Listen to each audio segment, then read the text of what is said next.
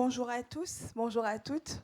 Soyez les bienvenus. Je suis Sina Toussaka et j'ai la grande joie d'animer ce panel sur les femmes entrepreneurs. Bienvenue à toutes les quatre. L'Afrique est en avance sur le reste du monde en ce qui concerne le nombre de femmes entrepreneurs.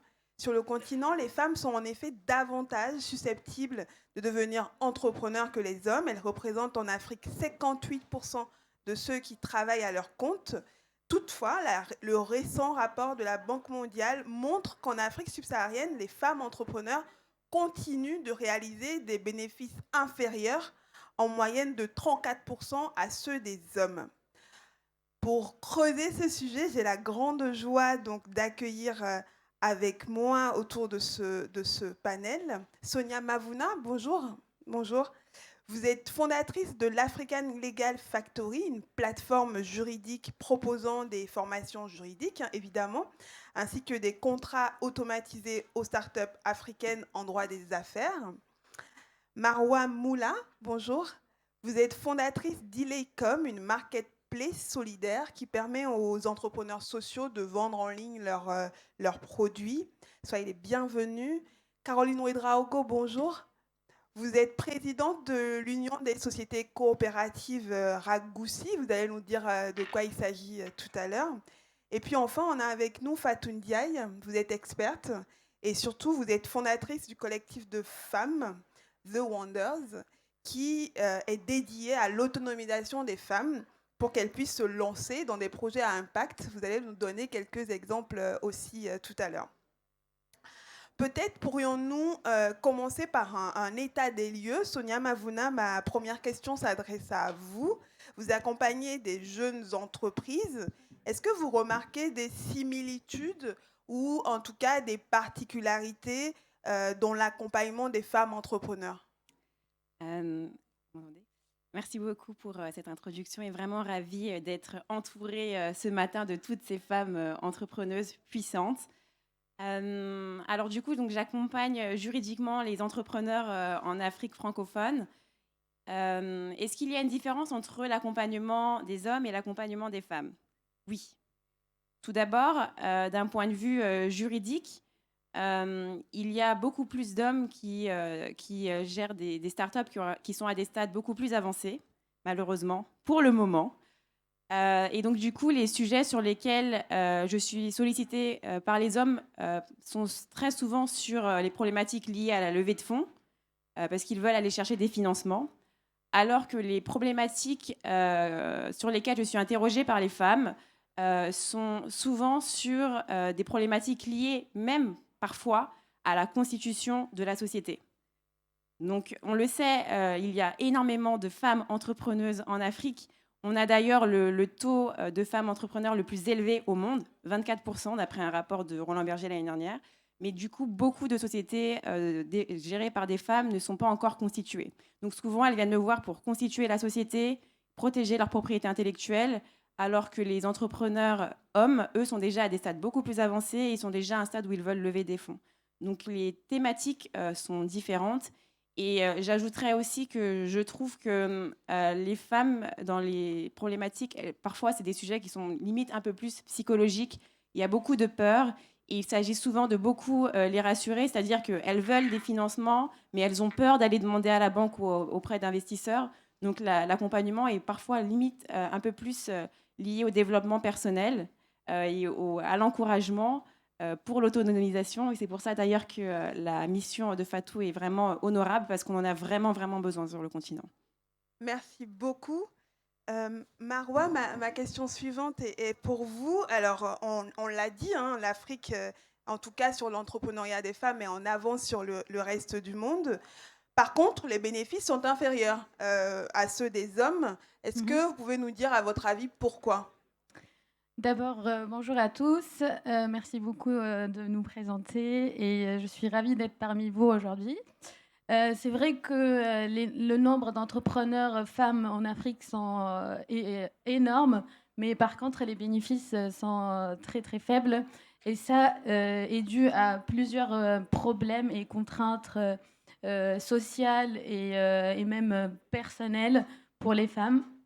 Notamment, on peut noter la culture africaine qui est que il y a une sorte d'inégalité de la charge des soins, par exemple, pour les enfants, la responsabilité domestique. Donc, la femme, elle doit se focaliser sur la famille, sur la maison, etc. Donc, elle n'a pas assez de temps pour aller chercher, par exemple, de rentrer, par exemple, dans des affaires et de l'entrepreneuriat, chercher du financement.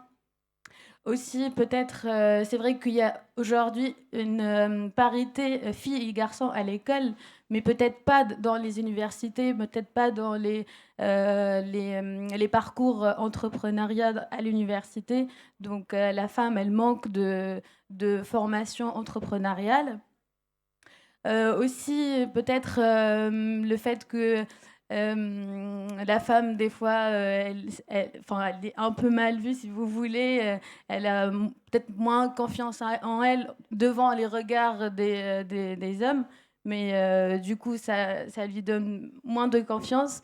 Aussi, peut-être il y a moins d'accompagnement politique et de réglementation qui est dédiée à la femme, notamment des programmes d'incubation qui sont vraiment faits pour les femmes entrepreneurs, des formations un peu socio-émotionnelles, si vous voulez, pour permettre aux femmes de faire, par exemple, des formations en scale-up, des formations sur tout ce qui est management, sur comment chercher des financements, comment parler au public, ces sortes de formations un peu non classiques, comme par exemple les classiques sont la comptabilité, etc. Donc aussi, j'invite aussi à tous les parties prenantes, notamment les banques par exemple, à adapter leurs offres pour les femmes entrepreneurs, leur donner la possibilité de participer à des formations, d'avoir des microcrédits pour les femmes. Et voilà, aller les sensibiliser pour se lancer dans l'entrepreneuriat et voilà, y avoir plus de réactivité parce que les femmes, comme a dit Zainab tout à l'heure dans la plénière, les femmes africaines sont fortes, donc donner leur place dans l'entrepreneuriat. Nous allons revenir tout à l'heure sur les solutions. Tu as un peu devancé le débat en Ouais. parlant déjà des solutions. Euh, Caroline Ouedraogo, l'accès aux capitaux est un enjeu majeur aujourd'hui. Plus de 9% des startups fondées par des femmes ont énormément de mal à réaliser des deals, à signer des contrats de levée de fonds, même s'il y en a qui ont réussi à lever des fonds. Est-ce que selon vous, cette réalité avance? Est-ce que finalement, aujourd'hui, en 2021, plutôt qu'il y a 5 ans, par exemple, les femmes arrivent à avoir plus accès facilement aux capitaux? Merci Sinatou. Bonjour tout le monde, ravie d'être présente aujourd'hui sur un podium, on va dire. Alors, pour dire en ce qui concerne l'entrepreneuriat au Burkina Faso, il faut dire que l'accès aux capitaux n'est pas chose aisée. Parce que des fois, ce qu'on a constaté en fait, c'est que il y a des investisseurs qui arrivent à placer des capitaux dans les pays africains de façon générale, mais c'est dire que le message ne passe pas forcément. Voilà, donc du coup, les femmes, elles sont là, elles ont des projets à réaliser, mais elles ne savent pas où aller. Donc, il y a le manque d'information qui est là aussi. Donc, voilà ce que je peux dire. Merci. Fatou Ndiaye, la plupart des pays d'Afrique sont parvenus à la parité filles-garçons dans l'accès à l'enseignement primaire. On parlait tout à l'heure de la formation, mais un fossé persiste dans les niveaux d'éducation et de compétences atteints par les entrepreneurs femmes-hommes. On en parlait aussi, en particulier à partir de l'enseignement secondaire. Comment inciter les États à s'impliquer sur la thématique, sur ces thématiques-là, et surtout, selon vous, quelles sont les bonnes pratiques en la matière? Merci beaucoup pour la question. Je crois que mon micro ne marche pas. Vous m'entendez ici? Et c'est un plaisir d'être là avec vous aujourd'hui. Pour répondre à ta question, je pense que les États ont clairement un rôle à jouer dans le fait de promouvoir l'entrepreneuriat au féminin et surtout que c'est un avantage pour tout le monde en fait. C'est une question qui certes touche les femmes, mais c'est surtout une question qui permet de faire croître toutes les économies. Les études montrent qu'en fait, des femmes au sein et surtout à la tête des entreprises ont des entreprises qui sont plus rentables et c'est surtout des entreprises qui sont plus pérennes. Donc en termes d'économie, aujourd'hui, il y a clairement une perte. Et pour parler de cette perte, je vais en parler au niveau international, mais c'est la même chose en Afrique, c'est qu'aujourd'hui, on perd 26 000 milliards d'euros si d'ici 2025, on n'atteint pas l'égalité homme-femme. Donc c'est clairement une problématique qui touche au niveau international, mais qui touche surtout au niveau de l'Afrique. Parce que comme on l'a dit, les femmes entrepreneurs, elles agissent plus, elles créent plus, mais malheureusement, il leur manque un levier. Et un de ces leviers, pour moi, c'est clairement l'audace. L'audace et l'ambition. Parce qu'en fait, comme on l'a dit, aujourd'hui, il y a des freins sociétaux, il y a des freins qui sont liés à la société et à la culture en fait, de certains des pays d'Afrique. Et ces choses-là, elles doivent changer. Et l'entrepreneuriat est clairement un vecteur de changement. Et comme on l'a dit un peu plus tôt, aujourd'hui, les États ont l'opportunité de créer des lois. Il n'y a que 6 pays dans le monde qui, aujourd'hui, offrent exactement les mêmes droits aux hommes et aux femmes. Je pense que si on agit plus au niveau légal en Afrique, on permettra à ces femmes de prendre la place qu'elles ont besoin de prendre et surtout qu'elles ont le droit de prendre en Afrique. Et on développerait ainsi les économies en Afrique et dans le monde entier. Alors, tu fais une très bonne transition. Merci pour ça. Marwa, du coup, pour parler du Startup Act tunisien, que tu connais bien, qui a montré en tout cas que sur 240 startups labellisées en Tunisie, 68% ont été créés exclusivement par des hommes, 28% par des équipes mixtes et seulement 4% exclusivement par des femmes. Quel est ton regard sur cet outil législatif finalement ? Une bonne question.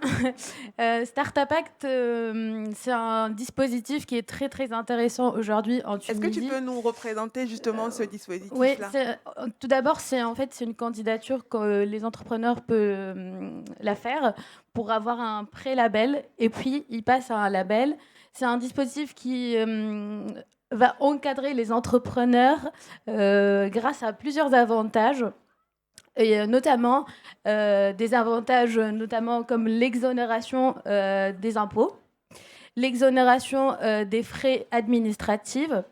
Les entrepreneurs, grâce à ce label, ils peuvent avoir un congé pour se lancer dans l'entrepreneuriat. Ils peuvent bénéficier d'une bourse qui peut aller de 1000 jusqu'à 5000 dinars, donc c'est-à-dire 2000 euros comme c'est comme un salaire pendant une année pour pouvoir travailler sur le projet. Donc l'entrepreneur il peut facilement recruter une équipe grâce à ça. Aujourd'hui, donc, c'est un label, donc il donne de la confiance pour devant les autres investisseurs, notre cible aussi, les gens qui vont utiliser notre solution. Aussi, ça attire les investisseurs et c'est plus facile pour eux pour aller chercher les entreprises innovantes en Tunisie. Donc c'est un label très intéressant et aujourd'hui il y a pas mal d'informations sur ça. Il lance beaucoup d'info sessions pour encourager les jeunes à aller candidater pour ce label. Donc j'invite à tous les porteurs de projets, s'ils ont une idée de faire cette candidature, c'est pas très compliqué, il faut juste écrire et faire un pitch. Et puis voilà, si vous êtes innovant, si vous avez une solution scalable, et si vous avez confiance en votre solution, n'hésitez pas à aller. J'encourage trop aller faire cette candidature. Donc aujourd'hui, les nombres et les chiffres montrent qu'il y a 28% des femmes entrepreneurs qui ont ce label. Malheureusement, la plupart sont des cofondatrices. Notamment moi. Moi, je suis cofondatrice de la start-up et on a le label Startup Act. Et par contre, il y a juste 4% qui sont juste des femmes fondatrices de leur projet. Donc, ça reste un chiffre qui est faible 10 ans en Tunisie. Comment Donc, accroître ce chiffre, finalement, à ton avis? bah, comme je venais de mentionner tout à l'heure, il faut donner la place aux femmes pour aller, pour entreprendre grâce à des formations notamment, grâce à des programmes d'incubation, d'accélération. Est-ce que cet outil législatif, finalement, est connu de tous? Est-ce que les femmes savent qu'elles peuvent Mm. postuler à ça? Est-ce qu'il n'y a pas un défaut d'information aussi de l'outil? Je pense que peut-être moi, parce que je suis dans le secteur de l'entrepreneuriat, donc je vois qu'il y a pas mal de gens autour de moi le connaissent bien.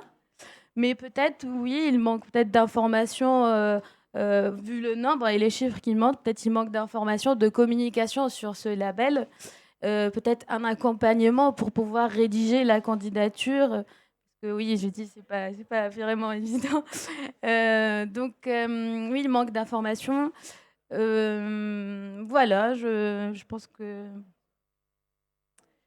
Qu'est-ce que je pourrais dire d'autre? Donc voilà, il faut aller encourager les femmes entrepreneurs à aller euh, prendre l'initiative et aller pour avoir ce label Startup Act. Donc c'est bien, c'est parce que c'est important parce que ça nous permet de financer le projet pendant une année. Vous avez des bourses, Et c'est ça? oui, c'est D'accord, une bourse qui est pas mal, qui est de l'ordre de 2000 euros, d'accord. elle peut aller jusqu'à 2000 euros. Donc, mais il faut être, par exemple, moi, j'ai pas le droit de le faire parce que je suis résidente en France, donc il faut être en Tunisie pour pouvoir l'avoir. Et ça, c'est bien aussi pour encourager à développer l'économie Mm. de la Tunisie et être présent dans l'écosystème tunisien. Sonia Marois parlait tout à l'heure d'accompagnement. Toi, c'est ton métier finalement, tu accompagnes les jeunes entreprises. Tout à l'heure, tu me disais, moi, mon travail, c'est de finalement formaliser, de protéger les petites entreprises, notamment sur le continent, qui sont portées par des femmes et qui rencontrent des difficultés d'accès au financement, par exemple, parce qu'elles ne sont pas formalisées.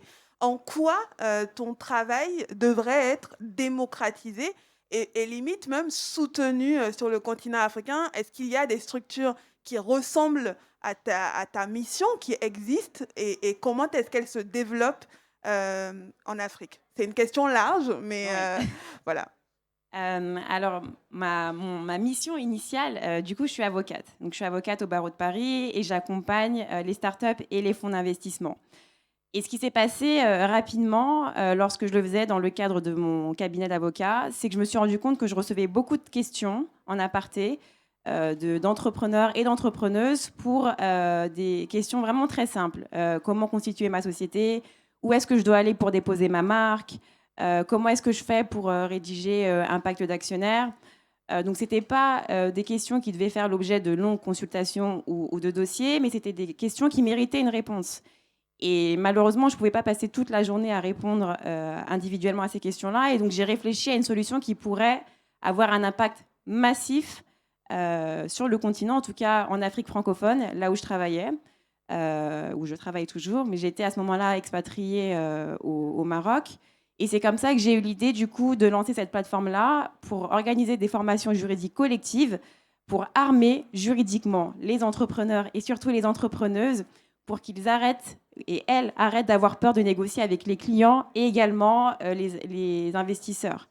Donc, moi, je suis passée par le volet juridique parce que c'est un volet qui est extrêmement important. Je ne cesse de le rappeler aux entrepreneurs. Une start-up qui est bien tenue juridiquement est aussi une start-up qui est mieux valorisée parce qu'elle envoie un très bon signal aux investisseurs.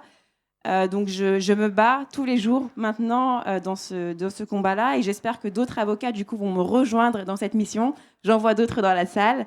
C'est vraiment, voilà, c'est la mission pour laquelle je me bats quotidiennement avec mon équipe composée quasi exclusivement de femmes. C'est une start-up de femmes en Afrique pour aider les femmes entrepreneuses. Merci et puis bravo. Je te l'ai déjà dit, mais je suis hyper admirative de ton travail.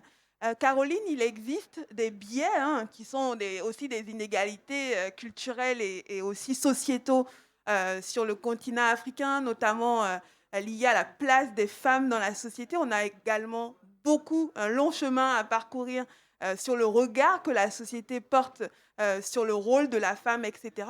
À votre avis, comment dépasser cet obstacle? Merci. Déjà, c'est pour dire que être entrepreneur en Afrique, c'est pas chose aisée parce que en tant que femme, il y a ta place au foyer qui est là, il y a les enfants. Et donc, du coup, déjà, au niveau du cocon familial, c'est quelque chose qui n'est pas forcément accepté, voilà, par le mari. Et donc, du coup, pour se faire une place, il faut persévérer, quoi. Il faut de la persévérance pour pouvoir arriver donc à ses fins. Est-ce qu'au sein de votre coopérative, justement, vous avez des femmes qui vous racontent leurs difficultés à entreprendre, à aller plus loin dans leur business parce que un mari ne souhaiterait pas qu'elles avancent? Est-ce que vous aviez ce type d'expérience qui vous arrive et surtout comment vous y faites face? Est-ce qu'il y a des formations qui sont organisées pour qu'elles puissent justement se dépasser et répondre à ce type de critiques? Oui, il faut dire que nous, déjà, nous évoluons en milieu rural. Et donc, la femme, elle occupe une place très importante en milieu rural. C'est-à-dire que tout ce qui est dépenses et tout, c'est elle qui s'occupe en fait de la famille. Mais en même temps, pour pouvoir exercer une activité, c'est pas chose aisée pour elle parce que le mari n'est pas forcément d'accord. Et donc, ce que nous arrivons à faire à ce niveau, c'est que nous menons des fois des campagnes de sensibilisation, voilà, au niveau des communautés villageoises pour pouvoir faire passer le message au niveau des hommes. Voilà. Donc, il y a une éducation également des hommes à faire. Fatou, les déterminants principaux du choix sectoriel sont plutôt l'exposition des hommes au secteur dominé par d'autres hommes, évidemment, via des mentors masculins. Ils ont cette habitude de réseau, beaucoup. Comment, justement, votre réseau à vous aide les femmes à être exposées à des rôles modèles, finalement, qui peuvent te pousser à entreprendre et à aller plus loin dans ta carrière? Tu viens de donner un mot très important, je pense, c'est le mot rôle modèle. Et pour moi, en fait, pour répondre un peu à la question que tu posais à Caroline, l'une des façons de changer structurellement toutes ces problématiques culturelles, c'est vraiment de mettre en avant de nouvelles rôles modèles féminines, africaines, de femmes entrepreneuses qui réussissent pour prouver en fait à d'autres femmes que c'est possible, mais surtout montrer aux hommes qu'en fait c'est génial d'avoir une femme entrepreneuse, une femme qu'on met en avant dans les médias. Je sais que Trace est un des partenaires et ils sont dans la salle. Voilà, je pense que les médias ont un rôle à jouer dans le fait de montrer la femme et surtout la place de la femme différemment et de mettre en avant la femme entrepreneuse. Nous, on a créé un réseau de femmes qui s'appelle les Wonders et notre point en commun, c'est l'audace. Et en fait, la méthodologie, c'est de lancer des défis régulièrement aux femmes parce que l'un des freins qu'on identifie, c'est celui au niveau du passage à l'action. Je sais qu'en Afrique, ce problème-là, il est moindre, mais par contre, la problématique qu'on voit, c'est une problématique d'ambition. C'est de passer de l'entrepreneuriat l'entrepreneuriat de subsistance, Ouais. merci, à l'entrepreneuriat qui change le monde. Et pour y arriver, on a besoin de booster cette ambition qu'ont les femmes en leur lançant des défis qui sont toujours plus hauts, du coup des marches plus hautes à gravir. Et au bout d'un moment, on se rend compte que l'audace étant un muscle, plus on se muscle, plus on arrive à franchir des étapes et surtout des marches plus hautes. Et je pense que ça, c'est un très bon moyen de booster cet entrepreneuriat au féminin. C'est vraiment en musclant cette audace de ces femmes. Et nous, on le fait en collectif. Parce que l'une des choses qui est très importante au niveau des femmes, et surtout, les études montrent que la confiance en soi pour les femmes se crée en collectif. Contrairement aux hommes qui créent leur confiance en soi en individuel. Donc c'est très important pour les femmes de se regrouper en coopérative, notamment, pour partager leur expérience, partager également ce qui ne marche pas à la maison, partager des conseils, partager la garde des enfants. Donc ça peut être, voilà, on met en place un système de babysitting partagé dans des régions pour que les mamans puissent se libérer et prennent le temps d'entreprendre. Donc pour moi, la notion de collectif, il est très important parce qu'on dit toujours que l'union fait la force et nous, on le prouve et ça marche. En un an, on a un collectif avec 500 entrepreneuses. On a fait venir une délégation sénégalaise il y a 2 semaines de ça. on a fait un tour de France de l'économie sociale et solidaire et on s'est rendu compte qu'en fait, les problématiques qui touchaient nos entrepreneuses sénégalaises n'étaient pas si loin au final des problématiques qui touchaient nos entrepreneuses en France et notamment sur cette histoire de place de la femme. Et ce partage de compétences et surtout d'expériences entre le Sénégal et la France, ce pont qu'on a réussi à créer, aujourd'hui, il crée des bébés. On est en train de créer un programme d'économie circulaire au Sénégal, à Ngaparou, avec une de nos entrepreneuses, et Suez, qui est basée en France. Donc voilà, comment créer des ponts et comment créer plus qu'un écosystème, plus qu'un collectif, créer vraiment un écosystème apprenant et qui partage au maximum. C'est intéressant, tu parles de Suez, donc il y a une entreprise française. En quoi la collaboration avec le secteur privé peut être une force finalement pour développer l'entrepreneuriat des femmes? Je pense que c'est plus qu'une force, je pense que c'est vraiment la clé. Parce que l'avantage d'être dans une grosse entreprise, moi j'étais directrice chez KPMG, c'est qu'on se rend compte de la force de frappe internationale qu'ont ces entreprises. Aujourd'hui, Suez se développe énormément autour de l'économie circulaire en créant des hubs entrepreneuriaux où les gisements de ressources, que ce soit des déchets en termes de fer et autres, sont mis à disposition d'entrepreneurs sociaux et environnementaux qui ont besoin de ces éléments pour créer de nouveaux produits. Des tables à base de plastique recyclé, par exemple. Cette méthodologie qui est développée par Suez aujourd'hui en France peut être également mise en place au Sénégal. Parce que nous, clairement, on a un port, l'un des plus gros d'Afrique de l'Ouest. En termes de déchets, je ne sais pas combien on en a. Et si on mettait la méthodologie de Suez à disposition d'entrepreneuses sénégalaises qui ont la frugalité et la résilience, on crée des économies de demain qui utilisent le déchet et le transforment en trésor. Et pour moi, je pense que ça, c'est le futur. Et Suez, c'est un exemple. Dans cette liste, on a énormément de partenaires qu'on voit. On voit Veolia, on en voit d'autres. Tous ces acteurs, pour moi, ils ont un rôle clé à jouer en Afrique. Mais ce rôle clé, il est également lié à faire en sorte que les programmes qui sont créés laissent la place aux femmes. Donc, des quotas 50-50, on parle souvent des quotas, ça crée des débats. Pour moi, les quotas, ça permet également de créer un univers où les femmes ont leur place et on leur laisse leur place. Et du coup, c'est plus une question d'audace, c'est bon, j'ai ma place, c'est écrit, je peux y aller. Merci beaucoup. Marwa, je suis obligée de rebondir sur un point qu'a soulevé Fatou. Elle parle de frugalité. C'est un point intéressant. C'est une autre façon de voir finalement le développement d'une entreprise. Est-ce qu'à ton avis, toi qui as créé une start-up dont tu vas nous parler, est-ce que les femmes peuvent entreprendre autrement, c'est-à-dire justement sur ce principe de frugalité, sur ce principe aussi de respect des valeurs, de respect de l'autre? Est-ce que les femmes peuvent entreprendre autrement? Oui, effectivement. Et l'ICOM, c'est d'abord un incubateur des porteurs de projets. Donc, on aide les jeunes porteurs de projets à impact social et environnemental de développer leur projet, de le valoriser, notamment dans le sud de la Tunisie, parce que c'est un peu là où la région est défavorisée. Et j'ai remarqué quand on a lancé la candidature, l'appel à projet pour l'incubation, j'ai remarqué que plus la majorité des candidats étaient des femmes et étaient des femmes avec des projets innovants. Et aussi, en fait, à part leurs projets qui sont innovants, c'est des femmes qui ont une famille, qui ont des enfants, qui essayent avec leur force d'assister à les formations. On fait des formations le soir. Et donc, elles sont toujours là. Elles sont ici pour apprendre, pour partager leurs idées. Et elles sont toujours des idées top, des idées très innovantes. Et en fait, elles entreprennent autrement. Elles prennent la parole, même si c'est des femmes qui n'ont pas trop pris la parole dans leur vie. Et donc, je trouve aujourd'hui, qu'elles entreprennent avec la communauté parce qu'en fait, elles assistent à ces formations pour pouvoir partager leur mode de vie, leur mode d'entreprendre avec l'autre communauté des femmes. Et donc, pour moi, c'est vraiment entreprendre autrement.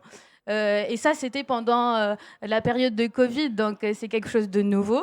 Donc, elles ne sont pas habituées à se connecter en ligne, à assister à des workshops en ligne, à répondre à des questionnaires en même temps quand on est en ligne aussi. Quand je lance un questionnaire sur l'entrepreneuriat, etc., c'est toujours les femmes qui répondent. Franchement, c'est impressionnant. Je suis frappée par le dynamisme et la force de ces femmes. Aujourd'hui, enfin, il y a quelques jours, j'ai lancé un appel à les femmes entrepreneurs nous on accompagne pour être ambassadrices de notre projet. Des femmes disant pour qu'ils aident d'autres femmes à par exemple, mettre leurs produits sur des sites de e-commerce, etc. Et c'est toujours les femmes qui sont là pour aider. Et franchement, c'est vraiment ça qu'on appelle entreprendre autrement. Et c'est vraiment très motivant, même pour moi. Franchement, au début, le projet n'était pas vraiment dédié pour les femmes. Et je trouve que petit à petit, il va vers plus aider les femmes entrepreneurs et les femmes artisanes parce que je trouve que c'est elles qui montrent leur motivation, c'est elles qui veulent avancer, qu'elles veulent donner plus. Et donc, voilà, je me trouve entourée par ces femmes créatives et fortes surtout. Merci beaucoup. Caroline, on vient de traverser 2 années de pandémie mondiale. C'est peu de le dire. On n'est peut-être pas encore sorti de l'auberge. Enfin, j'espère que si, quand même. Qu'est-ce que vous avez remarqué, vous, sur le terrain et surtout, comment les femmes membres de vos coopératives ont été résilientes? Merci. C'est vrai qu'en ces temps de Covid, nous qui travaillons en milieu rural, il fallait forcément passer par des formations et des sensibilisations pour faire passer le message auprès des femmes. Et ensuite, il faut dire que... j'ai perdu.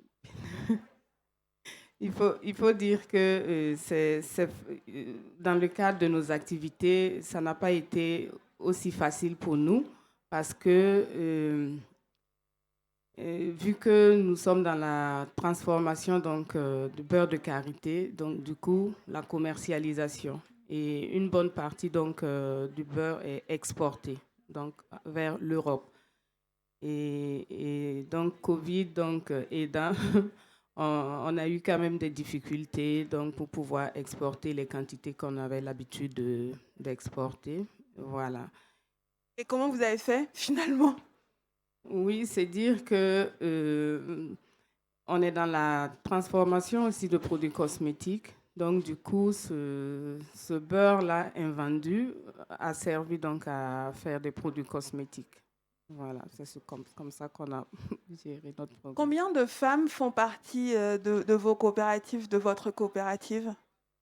Disons qu'on a 1500 femmes collectrices d'amandes de karité et on est dans l'agriculture biologique, donc on fait du beurre bio et donc on a 22 femmes qui transforment donc le beurre de karité et les produits cosmétiques également. Est-ce qu'il y a des liens qui sont resserrés avec les autres pays africains parce que vous êtes basé au Burkina Faso? Moi, personnellement, je crois beaucoup aux échanges entre pays africains.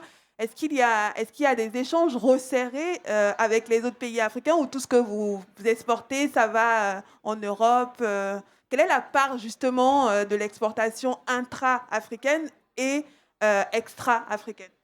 D'accord. Il faut dire que pour ce qui concerne notre activité, une bonne partie est effectivement commercialisée, exportée vers l'Europe. Mais ça, c'est pour ce qui concerne les grandes quantités. Mais après, on commercialise aussi le beurre dans la sous-région. Voilà, notamment le Mali, le Sénégal, le Niger. Voilà. Est-ce que vous avez obtenu des subventions? Et si oui, lesquelles? De la part des États, de vos États par exemple, ou de la part d'organismes internationaux? Oui, des subventions, oui. L'État burkinabé fait quand même pas mal de choses pour ce qui concerne le secteur privé à travers le ministère du Commerce ou aussi à des institutions financières qui mettent de l'argent au niveau du ministère du Commerce pour accompagner donc le secteur privé.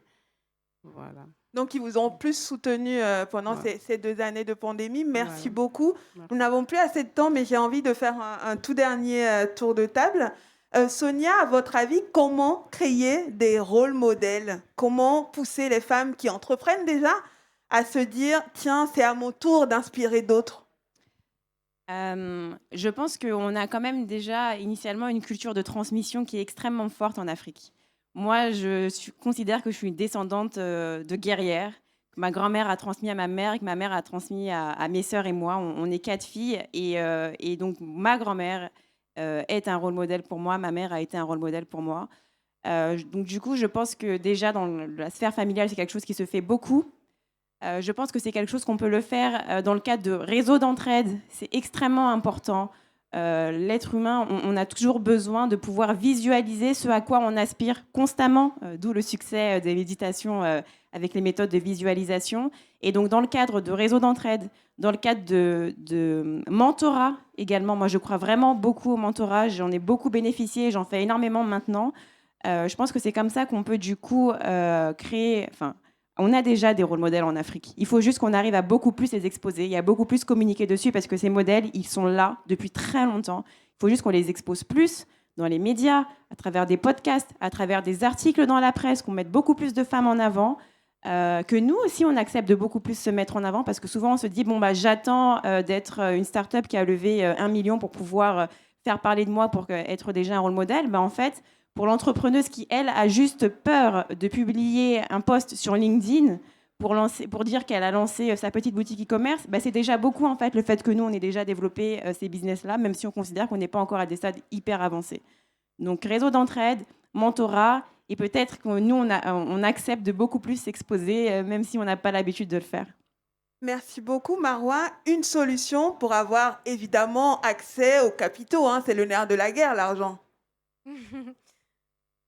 Plus de communication faire plus de communication sur ces types de financement, avoir plus de programmes d'accompagnement pour les femmes, pour qu'elles puissent rédiger les candidatures, pour qu'elles puissent répondre à l'appel des financeurs, des investisseurs.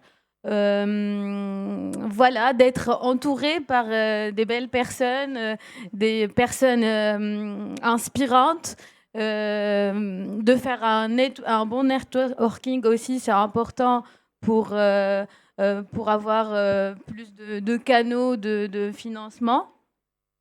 Aussi, j'insiste aussi le fait d'avoir du mentorat parce que quand on avance, quand on se développe, c'est à ce moment-là qu'on peut se lancer pour faire appel aux levées de fonds, au financement, etc. Donc, c'est important d'avoir quelqu'un qui nous accompagne et faire des one-to-one avec des personnes qui ont réussi.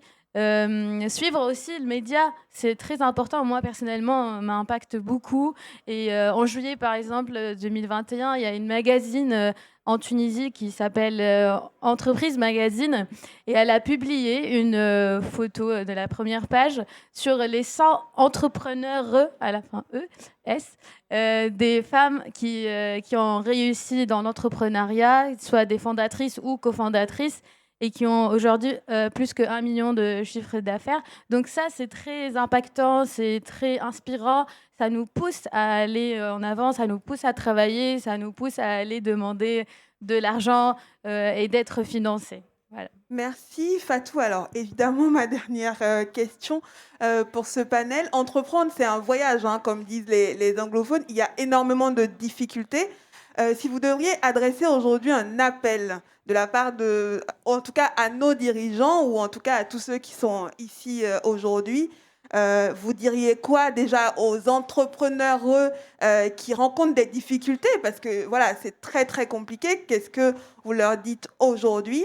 Et pour nos politiques, est-ce que pour vous, la discrimination positive est une chance, est une voie, notamment justement dans les fonds d'investissement? Est-ce qu'il faudrait favoriser, avoir une politique en tout cas d'action, une volonté de mettre en avant des projets de femmes, même en mettant de côté certains critères? Est-ce que ce serait ça finalement la voie pour qu'il y ait plus de femmes entrepreneurs en Afrique? Sur la question par rapport à tout ce qui est les échecs, c'est drôle, j'ai été invitée la semaine dernière à La Réunion pour une conférence sur les échecs. Et l'entreprise avait créé une Startup Night spécialisée dans la fail. Donc chacun venait raconter ses échecs. Et je pense que c'est hyper important en fait d'accepter les échecs et de les montrer comme des zones de réussite. Aux États-Unis, on fait ça très très bien. Et par contre, en France ou en Afrique, ça c'est plus quelque chose de négatif. Alors que pourtant, les échecs, c'est positif. Si je vous racontais tous mes échecs, ça vous ferait bien rire. Et pourtant, c'est grâce à eux que je suis là aujourd'hui, experte aux Nations Unies, serial entrepreneuse. J'aurais jamais fait tout ça si j'avais pas eu mes échecs. Donc, je pense qu'il y a un rôle très important à donner à l'échec et surtout se dire que c'est grâce aux échecs qu'on apprend. C'est Nelson Mandela qui l'a dit. Sur le deuxième point, par rapport à ce que je demanderais aux différents États et surtout quelles actions je pense qu'ils devraient prendre, aujourd'hui, seuls 2% des investissements sont destinés aux femmes. Et ça, c'est une réelle problématique. Donc oui, on a besoin de politiques autour de l'investissement. On a besoin d'investissements qui sont dédiés spécialement aux femmes et à l'entrepreneuriat au féminin. Je dirais même pas l'entrepreneuriat social ou l'entrepreneuriat de l'ESS, parce qu'en fait, l'entrepreneuriat féminin, souvent, c'est en fait exactement. C'est dans le care et c'est dans le social. Donc oui, on a besoin de lois, que ce soit en Afrique et que ce soit également en France. On a les présidentielles qui arrivent. D'ailleurs, je vais écrire une tribune sur ce sujet. C'est très important, on doit agir et on a besoin de l'État pour ça. Merci beaucoup à toutes les quatre. Moi, j'ai trouvé ça passionnant. Je vous souhaite bon courage dans vos différentes entreprises et n'hésitez pas à nous tenir au courant. Je serais ravie d'avoir de vos nouvelles. Merci beaucoup. Merci à vous.